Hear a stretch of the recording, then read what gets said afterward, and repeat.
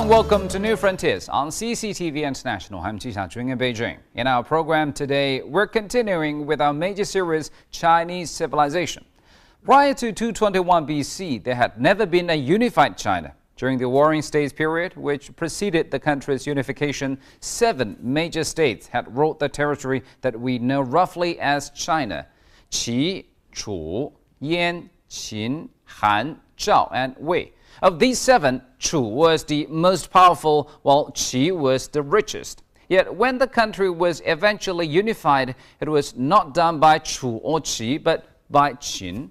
Well, historians have long argued over how it was that Qin was able to supplant all its rivals. One thing that most of them agree on is that a major factor in Qin's rise to power was Shangyang's reforms.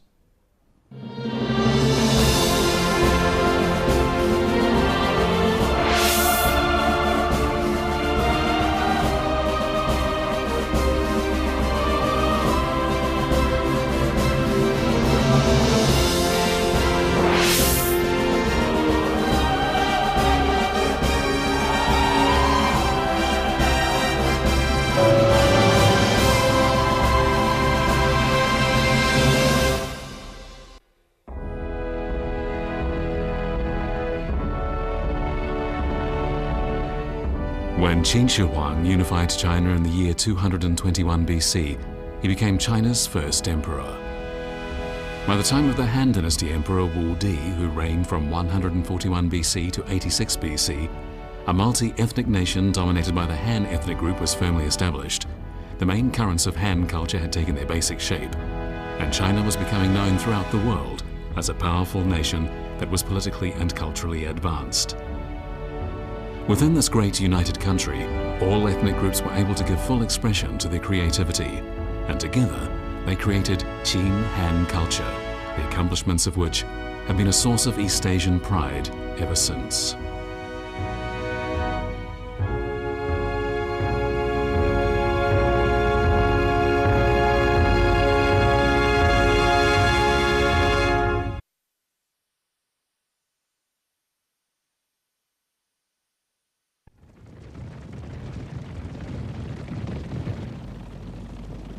The ancestors of the Qin people came from an area called Quanqiu, which was located along the border between the present-day provinces of Gansu and Shanxi.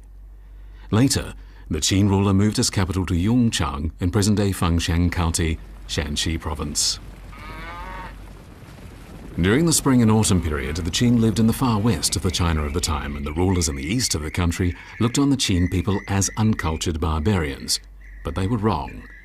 Like the people in the East, the Qin also revered the rites and music of the culture of the great Zhou dynasty, and many Qin temples had bronze bells hanging in them just like the one seen here.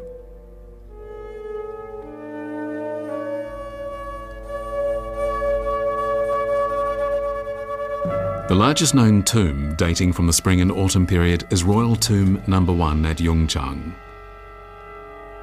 This inscription tells us that the rulers buried here were descendants of Emperor Huangdi, or the Yellow Emperor, and members of the Chinese ethnic group. In the year 356 BC, the state of Qin began to become powerful after Duke Qin Xiaogong appointed Shangyang to reform the state's legal system.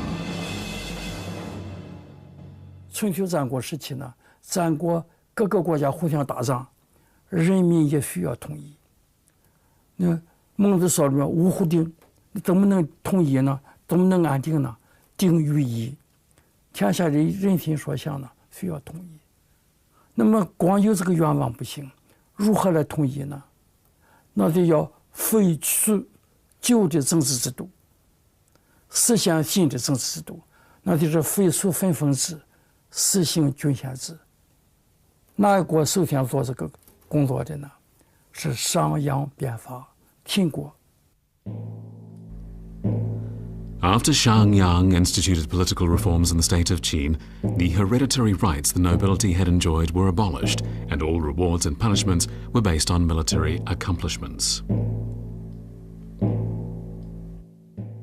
在天下上有功的当官，无功的呢，不在天下打仗的，但是在国内在行政机构有有功有劳，天天少叫功，后方的也有功劳的叫劳，凡是有功有劳的呢，提拔了当官，这些人就代替了旧贵族。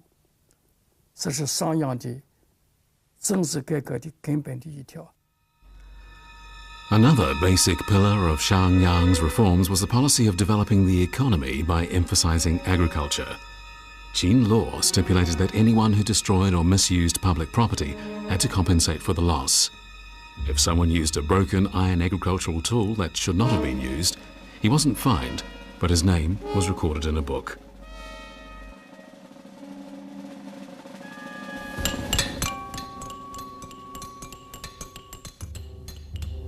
A large number of iron shovels and scythes were excavated from Royal Tomb No. 1.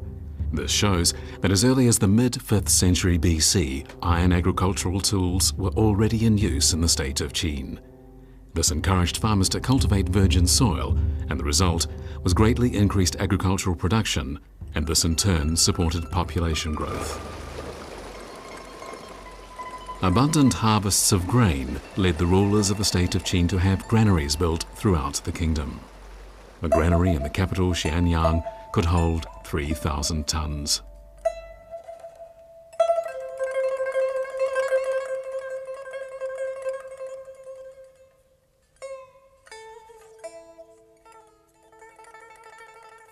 谁有地呢？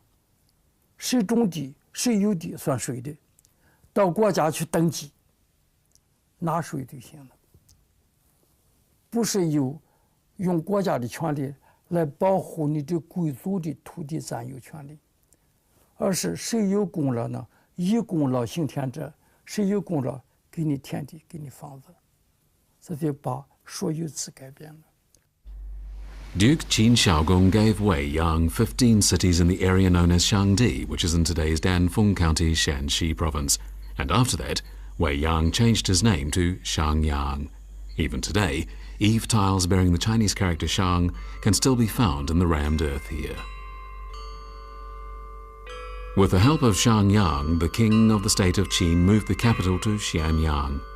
Xianyang was situated on the yellow earth tableland at the heart of the Central Plains near the confluence of the Jinghe and Weihe rivers. Behind it was a large expanse of fertile virgin land. After the unification of the country, Xianyang became the first capital of dynastic China.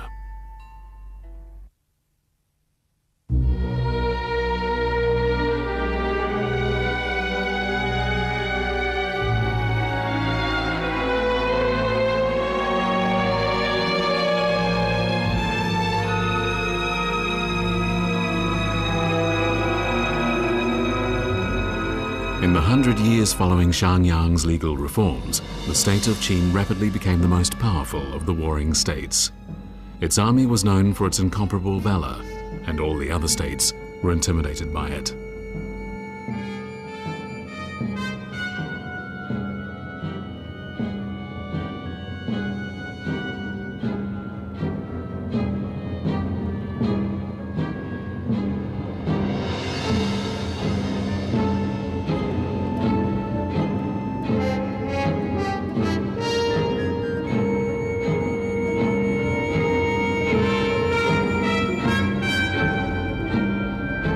In the year 221 BC, the king of the state of Qin unified the country, ending the division of the nation that had lasted for centuries.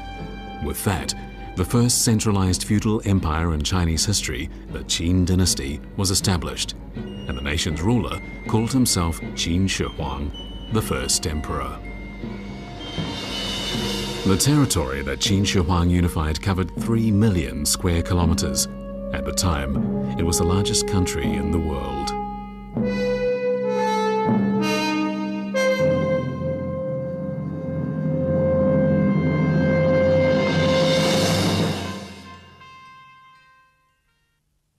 North 边呢，到现在的这个应该就是长城沿线，啊，从辽东半岛西部到这个甘青一带，南这个东部呢到现在的沿海，是吧？就是我们的渤海、黄海。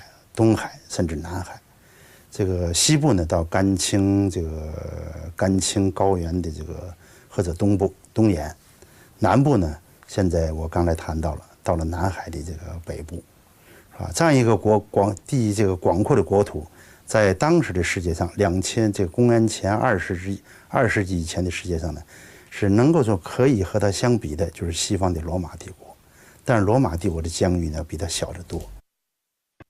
There is an old Chinese saying, to rule a country is far more difficult than to win it. And suddenly, Emperor Qin Shi Huang faced a major challenge in establishing his authority over such a vast territory. The unification had created a country of unprecedented size, and the question of how to go about governing and administering it was a difficult one to answer. After numerous court officials offered their opinions, in the end, the Qin court discarded the system of fiefdoms that had been in place since the Zhou dynasty and had divided the country into 36 prefectures. These prefectures were further divided into counties, which were in turn divided into townships and villages. All prominent local, military and civilian officials were responsible to the central government, and the positions were not hereditary. What took shape in the time of the Qin dynasty was a unified country under a central government. It was a political system that later dynasties would regard as a model, and eventually it evolved into the system of provinces and prefectures still in use in China today.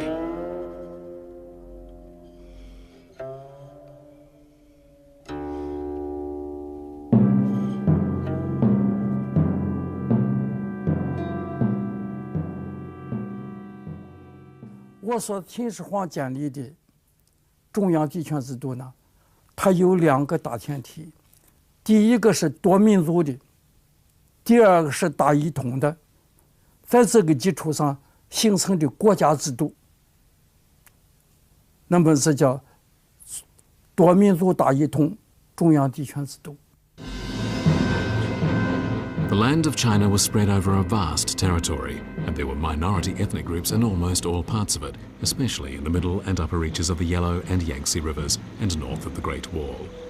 In addition, there were numerous clans of the Yue ethnic group in the south, while from Yunnan to Sichuan lived the Yi ethnic group. In Guangxi, there were numerous smaller ethnic groups. During the Western Han Dynasty, counties with high concentrations of minorities were called Dao, that is, ethnic autonomous counties. This was a system that had its origins in the Qin dynasty.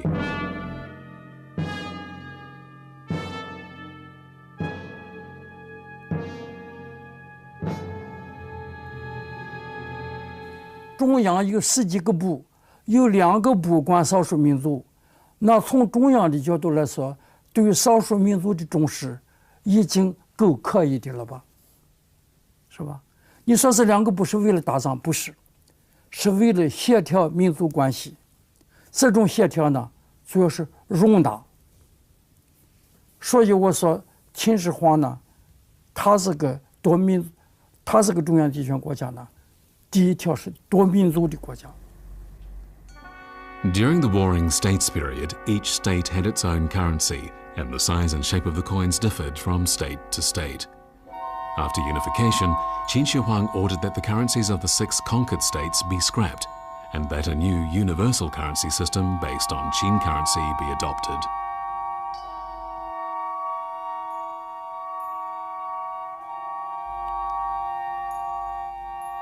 At the same time, Qin Shi Huang instituted a universal system of weights, measures and standards, also based on the Qin system.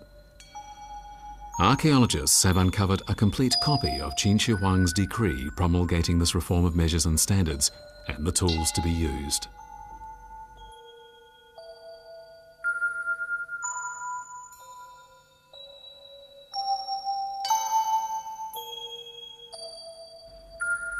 In the field of transportation, Qin Shi Huang decreed a standard track width for carts.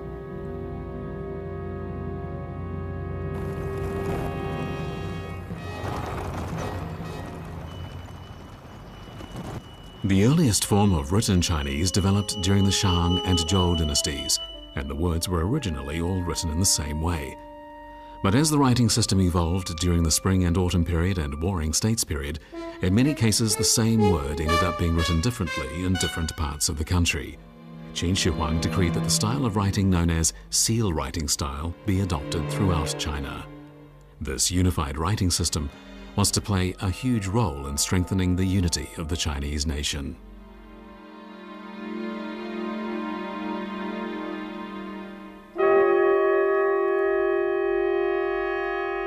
Although we are separated from the Qin dynasty by more than 2,000 years, archaeologists are constantly uncovering evidence of its past glories.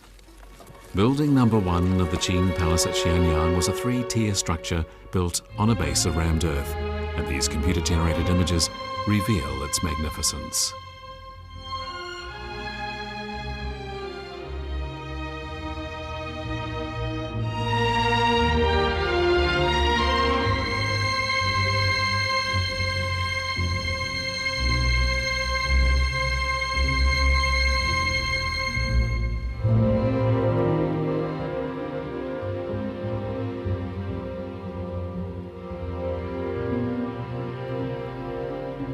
The ruins of the Great Hall of the Palace not only yielded a large number of hollow bricks decorated with bas-relief dragons, but also the earliest wall mural from a royal palace in ancient China.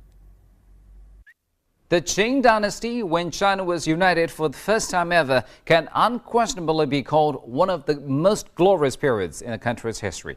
And there can be no more powerful symbol of Qing's glory than the magnificent terracotta warriors in the tomb of Emperor Qin Shi Huang, not to mention the Great Wall.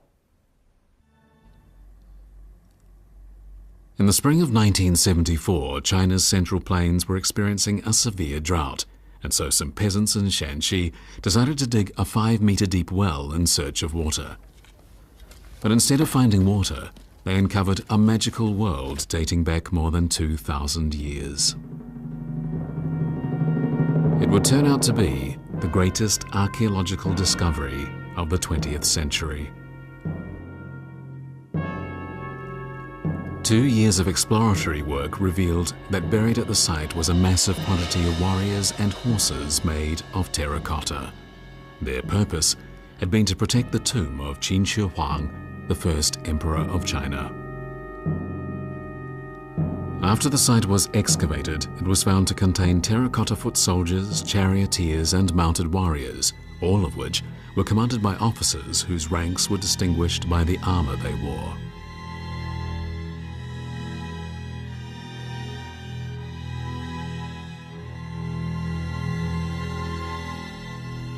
The clothing worn by these soldiers reveals details about the station each of them held.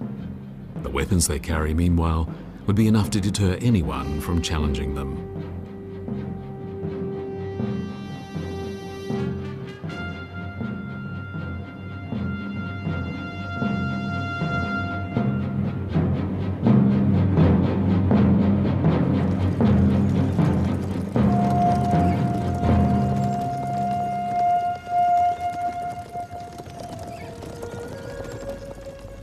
A complete inventory of the 3 burial pits reveals they contain nearly 8,000 terracotta warriors and horses, and more than 140 wooden chariots.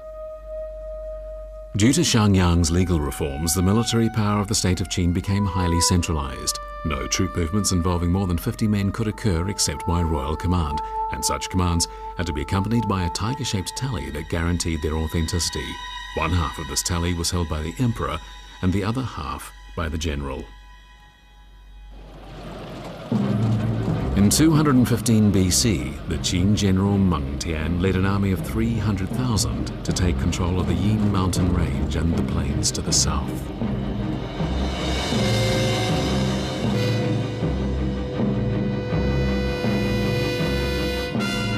In order to strengthen the country's northern border, General Meng Tian built the largest military fortification in the country's history, the Great Wall.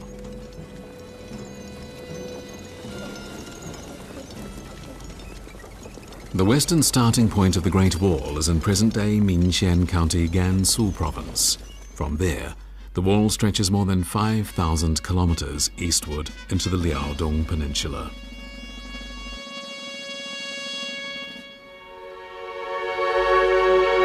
Construction of the Great Wall began in the Qin dynasty, but continued on through the Han and later dynasties.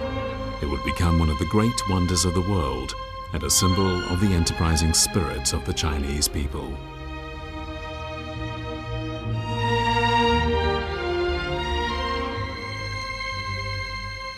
But the great construction projects of the Qin dynasty are not limited to the Great Wall. A few years after beginning construction on the Great Wall, the Qin court began building a road more than 700 kilometers long. This ancient highway runs north and south from present-day Shanxi deep into Inner Mongolia. Half of this road runs through mountains and half across plains. When it was built, it was the longest state road in the world, yet this massive project was completed in just 2.5 years. It is truly an historical wonder.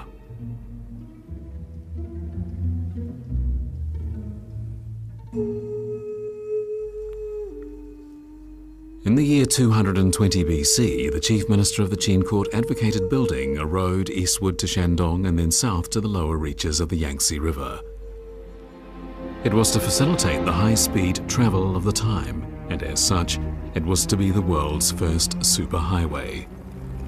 After he unified China, Qin Shi Huang went on 5 inspection tours of the country, and on 3 of these trips, he took this highway, which is known as Chidao Road.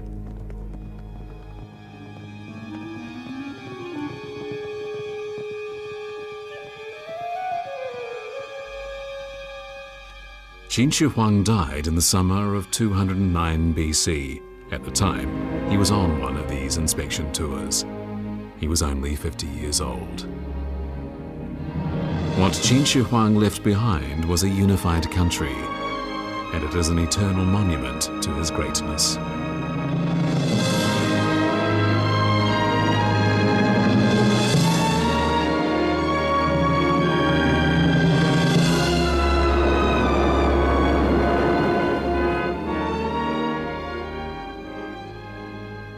The lands on both sides of the Great Wall are the native soil of the Chinese people. But during the Han Dynasty, the Great Wall was looked on as a shield protecting the farmlands of the Central Plains from incursions by the nomadic tribes to the north. However, the wall couldn't stop cavalry from beyond China's borders from striking at the heartland.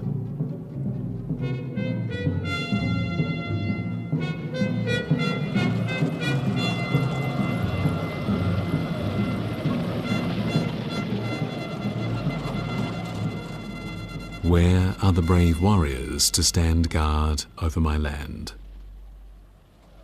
Shortly after winning a civil war and establishing the Han Dynasty, Liu Bang was lamenting the fact that the country was far from secure against attacks from the north. It was in that year that Liu Bang completed construction of Weiyang Palace in the city of Chang'an.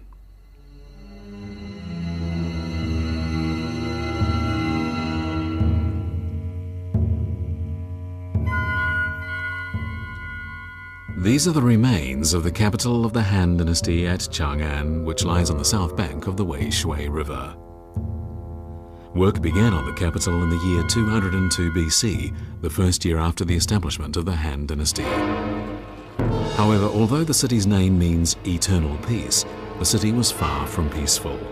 Cavalry from the north frequently crossed the Great Wall and on one occasion even made it as far as the outskirts of Chang'an itself. At the time, the Han court was still relatively weak and was not yet strong enough to stand up to these nomads from the north. Within just 2 years of the death of Emperor Qin Shi Huang, the dynasty he founded collapsed. Incredibly, considering the numerous splendid historical and cultural relics it left behind, the Qing dynasty only lasted for 15 years. Thank you for staying with us on New Frontiers and tuning in again next time when we'll continue with our major series about Chinese civilization. I'm Ji Xiaojun from CCTV International. Bye for now.